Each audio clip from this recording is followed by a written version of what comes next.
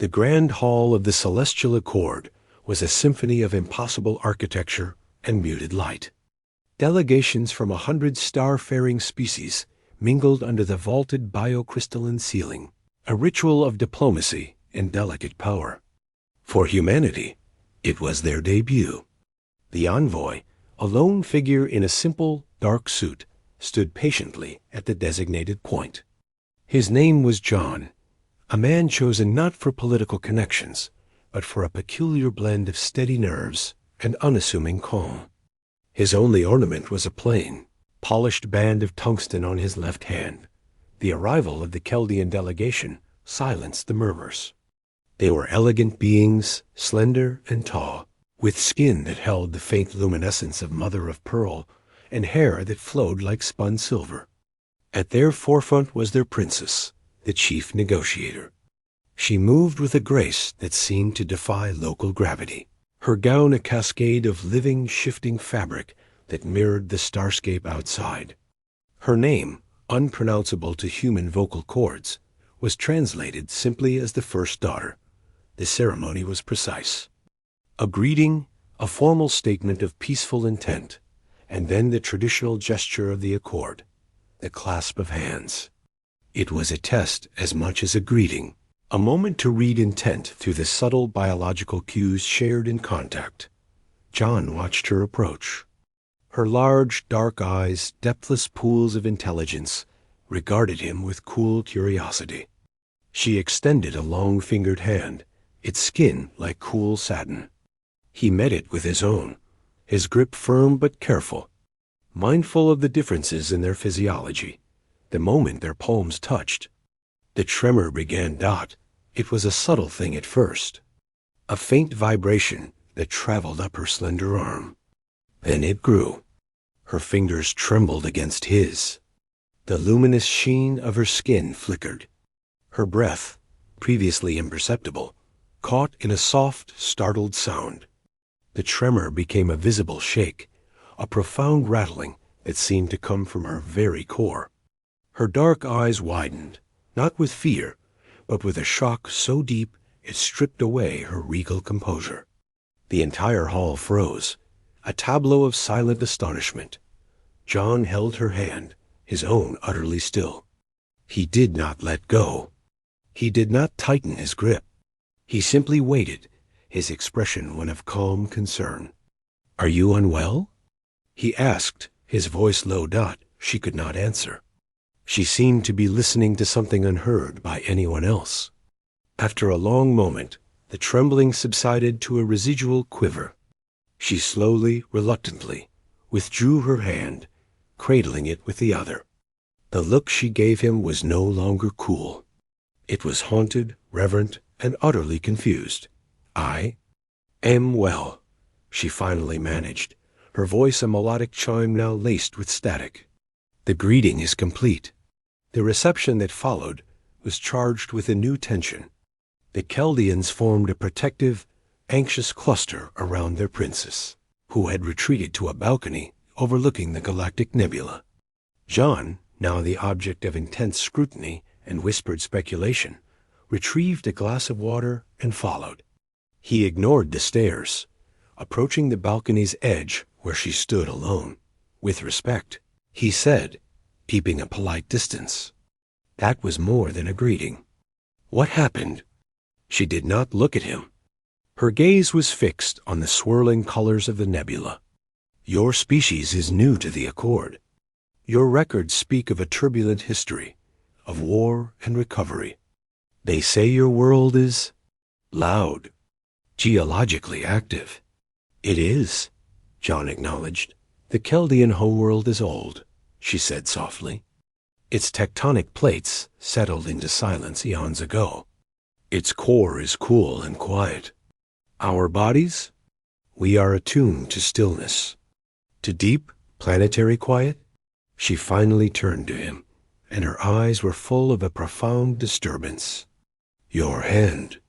It was not just a hand. It was a conduit. I felt no malice, no ill intent. I felt a world." John looked down at his own hand, uncomprehending.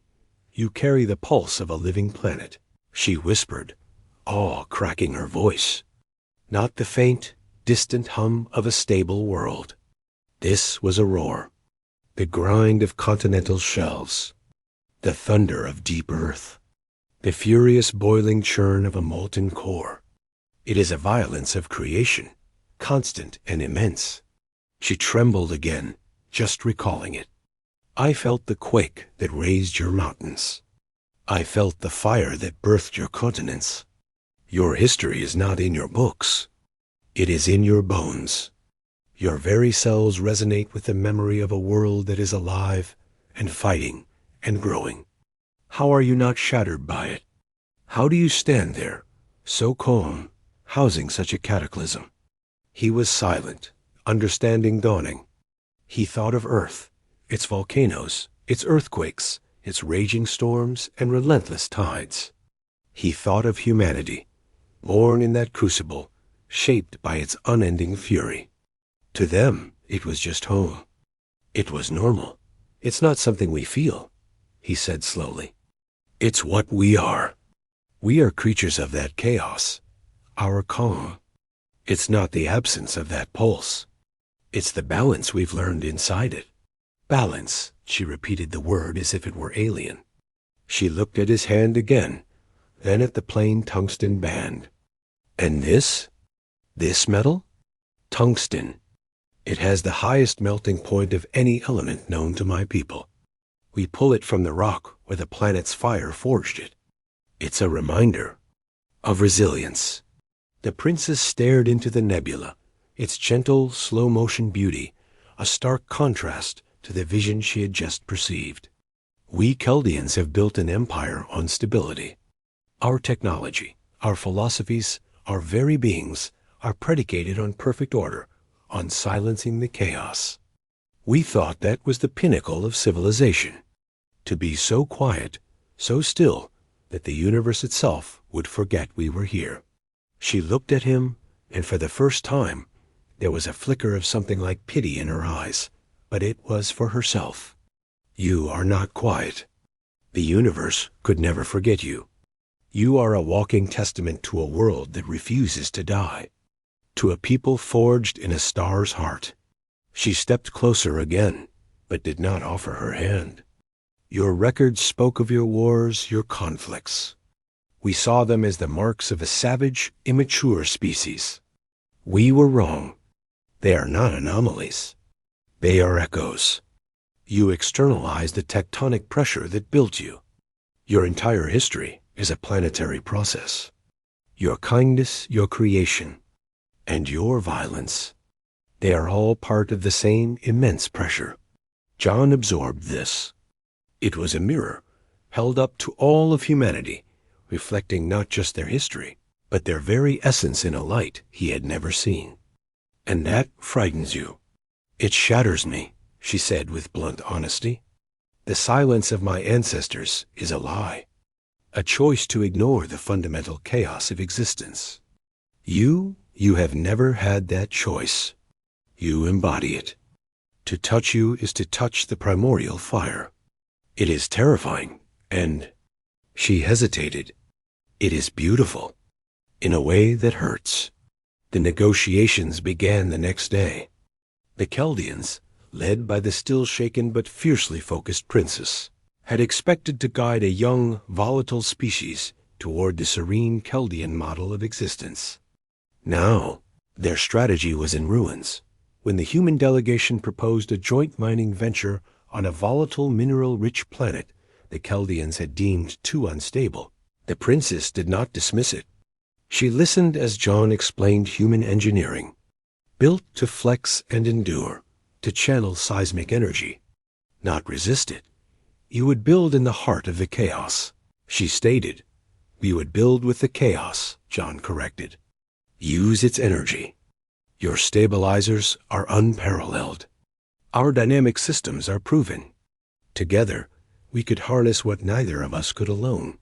When the topic of galactic security arose, and the ancient, predatory Jewel-Dari Empire was mentioned, the Chaldean generals spoke of formidable static shields and perfect defensive matrices. John spoke of adaptability, of asymmetric response, of turning a foe's strength into a weakness. He spoke not of war, but of pressure and counterpressure. The princess watched him, hearing not just tactics, but geology. She finally spoke, her voice clear in the council chamber. The Goldari are a glacier, methodical, crushing, unyielding. They have conquered galaxies by being an immutable force. She turned her dark eyes to John. Humanity is an earthquake. A glacier cannot crush a continent that is already moving. An earthquake does not meet force with force. It transforms the entire landscape so the force has nothing to stand on. She looked to her stunned generals. We have studied the glacier. We must now learn from the earthquake. The alliance was forged not on similarity, but on necessary symbiosis. In the silence of the Chaldeans, humanity found a clarity they often lost in their own noise. In the roaring pulse of humanity, the Chaldeans rediscovered a truth they had buried, that creation is never quiet. On the final day, as John prepared to depart, the princes sought him out in the hangar bay. The human ship, angular and robust, stood beside the Chaldean vessels, which were sleek and silent as teardrops. A final greeting, she said, and without ceremony, she offered her hand. John took it. Again, the tremor traveled through her, but this time it was different. It was not the shock of an unforeseen cataclysm. It was the controlled, resonant shudder of someone standing on a precipice, feeling the awesome power of a waterfall, not with fear, but with acceptance. She held his grip longer, her luminous eyes closed, listening to the terrible, beautiful song of a living world. She released him, steadying herself. I understand now, she said. You do not know why I trembled, because you have never known stillness. Your calm is the eye of your own hurricane. It is not the absence of the storm. It is the center of it. She managed a faint, graceful smile. Thank you for the tremor, envoy. It has reminded my people what it is to feel the movement of the universe. John nodded. And